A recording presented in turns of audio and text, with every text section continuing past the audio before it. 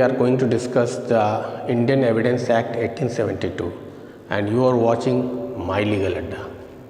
आज हम बात करने वाले हैं साक्ष्य अधिनियम 1872 के बारे में, जिसमें हम जानेंगे सेक्शन 167 को पार्ट बाय पार्ट और चैप्टर वाइज, और सीखेंगे किस तरीके से आसानी से हम साक्ष्य अधिनियम को पढ़ सकते हैं, याद कर सकते हैं। तो आइए शुरू करते हैं। जैसे कि आप देख रहे हैं, एक मैप मैंने बनाया है फिगर, ताकि इसको याद रखने में आसानी हो। तो सबसे पहले हम ये जानेंगे कि ये फिगर किससे रिलेटेड है। तो ये रिलेटेड है एविडेंस एक्ट से। 1872 में ये बना, ठीक है। अब इसके 3 पार्ट, दे आर 3 पार्ट, ठीक है। चैप्टर कितने हैं? 11 चैप्टर, और सेक्शंस के बारे में बात होगी तो 167 सेक्शंस इसमें है।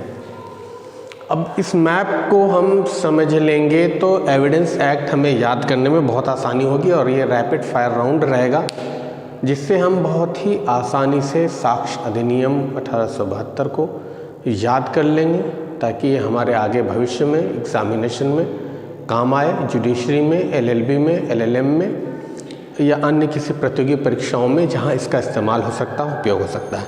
तो आइए समझना शुरू करते हैं। हमने पहला मैप बनाया, उसमें पार्ट 1 सेक्शन दिया है, सेक्शन 1 to 4। सेक्शन 1 to 4 में जहाँ तक बात होगी वो प्रिलिमिनरी की बात होगी, यानी प्रारंभिक स्टेज, जहाँ हमें इंट्रोडक्शन और उससे संबंधित सारी जानकारियाँ मिलेंगी एविडेंस एक्ट से रिलेटेड। उसके बाद चैप्टर 2 पे हम आएंगे, तो सेक्शन 5 to 55 चैप्टर 2 में आता है, जिसमें बात होती है रेलेवेंसी ऑफ फैक्ट्स, यानी जो फैक्ट्स हम प्रोड्यूस करते हैं एविडेंस के तौर पे, क्या वो रेलेवेंट है या नहीं है। रेलेवेंट यानी उस मामले से संबंध रखता है या नहीं, संबंधित मामला है या नहीं। चैप्टर 3 हमने यहाँ section 56 to 58 facts need to be proved, यानी ऐसे फैक्ट्स, ऐसे तथ्य जिसे हमें साबित करना है अकॉर्डिंग टू एविडेंस एक्ट। उसके बाद हम आते हैं पार्ट 2 में। पार्ट 2 में बात हो रही है चैप्टर 4 की, सेक्शन 59 to 60, जहां ओरल एविडेंस के बारे में बात होगी, यानी मौखिक साक्ष्य, यानी गवाही देना या मौखिक रूप पे अपना साक्ष्य प्रस्तुत करना न्यायालय में या बताना, ये सारे ओरल एविडेंस में आते हैं। उसके बाद हम यहाँ सीधा आएंगे चैप्टर 5 में, सेक्शन 61 to 98, यानी इसमें बात होगी डॉक्यूमेंट्री एविडेंस की, यानी जो एविडेंस हमारे पास है डॉक्यूमेंट के रूप में, मैसेज हो सकता है, कोई प्रूफ हो सकता है, कोई डिटेल्स हो सकता है, वो सारे डॉक्यूमेंट्स के रूप में होंगे, तो उसको डॉक्यूमेंट्री एविडेंस कहा जाएगा। उसके बाद चैप्टर 6 में हम आएंगे, section 91 to 100, exclusive of oral by a documentary evidence, यानी ओरल डॉक्यूमेंट्री एविडेंस जो है इन सब से एक्सक्लूसिव, इन सब का पार्ट का एक्सक्लूसिव रूप, exclusive of oral by a documentary evidence, ठीक है। ओरल मौखिक, डॉक्यूमेंट्री यानी दस्तावेज जो हमें एविडेंस के रूप में प्रस्तुत करना है।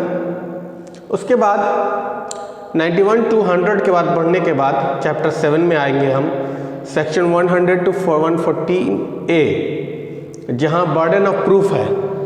ये बर्डन ऑफ प्रूफ, ये 101 to 114A में हमें ये साबित करना होता है बर्डन ऑफ प्रूफ, यानी किसी रेलेवेंट केसेस में सबूत यानी साबित, किसी फैक्ट को साबित करने का भार किसके ऊपर है, द फैक्ट और evidence which we are going to produce, burden किस पे ऊपर जाता है, साबित किसे करना है। इसमें सारी बातें ये होंगी कि इस साक्ष्य में साबित कौन करेगा, एविडेंस को साबित किसे करना है, ठीक है। उसके बाद आएंगे चैप्टर 8 में, जहाँ विबंधन का नियम का सिद्धांत प्रतिपादित होगा, विबंधन के बारे में पढ़ा जाएगा। 115 to 117 स्टॉपेबल जिसको कहेंगे चैप्टर 8 में। उसके बाद चैप्टर 9 सेक्शन 118 to 113 8, इसमें बात होगी विटनेसेस की, यानी जो गवाह प्रस्तुत किए जाते हैं न्यायालय में, उसके स्वरूप के बारे में 118 से 138 तक इसकी बात होगी। क्या इसका स्वरूप क्या होगा और किस तरीके से इसके बारे में हम जानेंगे। उसके बाद आते हैं हम चैप्टर 10 पे, सेक्शन 139 to 166। यहाँ पर विटनेसेस का एग्जामिनेशन होगा, यानी विटनेसेस को देखा जाएगा कि क्या जो विटनेसेस प्रोड्यूस किए जा रहे हैं, प्रस्तुत किए जा रहे हैं, क्या ये सही हैं या गलत हैं, रिलेवेंट हैं, नहीं हैं, किस तरीके से इससे संबंधित रखते हैं, उसका एग्जामिनेशन इसी परफॉर्मे में, यानी 139 to 166 सेक्शंस के अंतर्गत इसके बारे में बताया जाएगा। Chapter 11 section 167 improper admission and injection. सबसे लास्ट 167 में इम्प्रॉपर एडमिशन, यानी ऐसा एडमिशन, ऐसा दाखिला जो इम्प्रॉपर हो और उसके खारिजे के बारे में। तो देखा हमने एविडेंस एक्ट को किस तरीके से हमने पार्ट बाय पार्ट जान लिया और बहुत ही आसानी से हमने इसको सीख भी लिया। तो हमने इसको बहुत ही सरल भाषा में बताने की कोशिश की है ताकि आप और हम एविडेंस एक्ट को आसानी से जान लें, ताकि वैसे स्टूडेंट्स जो मेधावी हैं और आगे अपने भविष्य में बढ़ना चाहते हैं, उनको इसके बारे में एक अच्छा लीड मिले, वो सीख पाएँ। हमारा मकसद यही है कि पढ़ना और पढ़ाना, सीखना और सिखाना हमेशा जारी रहे। तो मिलते हैं अगले वीडियो में अगले टॉपिक के साथ। तब तक के लिए जय हिंद, जय भारत।